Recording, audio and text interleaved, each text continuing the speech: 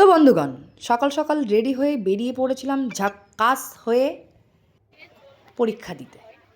তো এইগুলো হচ্ছে আমার ছোট্ট ছোট্ট ব্যাচমেট স্টুডেন্ট, মানে আমি হচ্ছি তাদের বড় স্টুডেন্ট, এরা আমার ছোট স্টুডেন্ট, মানে যেহেতু সব থেকে আমি বয়সে বড়। তো পরীক্ষা ছিল আজকে আমাদের, একসাথে আমরা বেরোলাম, বেশ ভালোই লাগলো। এই প্রথম আমি কোনো একটা গ্রুপ নিয়ে বেরোলাম। তো এরা বারাসাতে নেমে গেল আর আমি নামলাম হৃদয়পুরে। অন্যান্য পরীক্ষা থেকে এই পরীক্ষায় ভিড় একটু কম দেখলাম।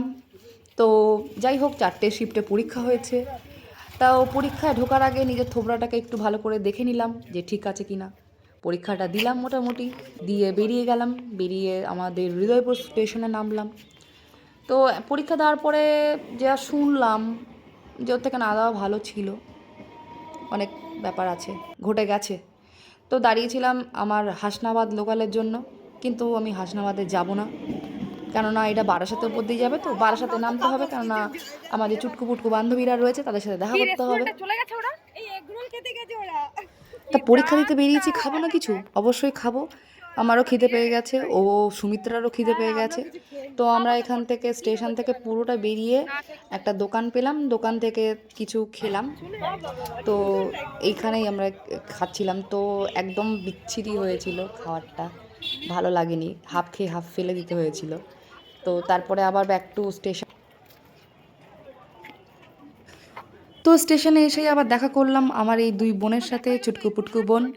তো যেহেতু আমরা বনগাঁতে একসাথে ফিরবো, সেই জন্যই আমরা ফোন করে একসাথে দেখা করলাম। তো এরা খুব লজ্জা পাচ্ছিল, আমি ব্লগ করছিলাম, দিদি আমাকে তুলছো, লজ্জা লাগছে। যাই হোক, আমরা খুব আনন্দ করে কাটিয়েছি পরীক্ষা, যেমনই হোক না কেন। সারাটা রাস্তা আমরা পরীক্ষা নিয়ে আলোচনা করতে করতে এসেছি।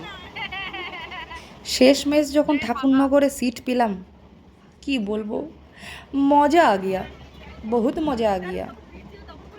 কোমরটা যেতে গিয়ে আসতে গিয়ে দম ফেটে গিয়েছিল একেবারে, নিঃশ্বাস বন্ধ হয়ে যাচ্ছিল, এত ভিড়।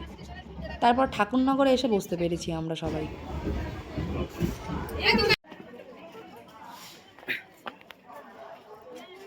এই বলছি কোন দিক দিয়ে?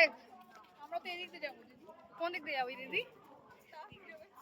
ভিডিও করছি, চলে এসেছি আমরা বনগাঁতে।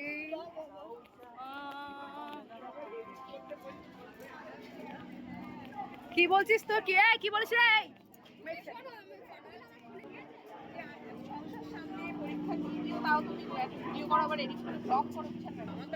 শোন, আমরা সব মেয়েরাই না, কি বলতো, সর্বগুণে সম্পন্ন, এমনি এমনি বলে না। এই নিয়ে এটা আমি 4বার চা খেলাম, Hridaypur station to Bongaon station.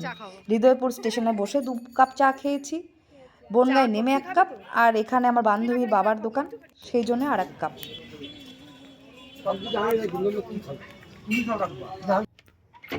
তো শেষমেশ বাড়ি ঢুকলাম, অবস্থা কাহিল, শরীর আর চলছে না, এবার একটু রেস্ট নেব।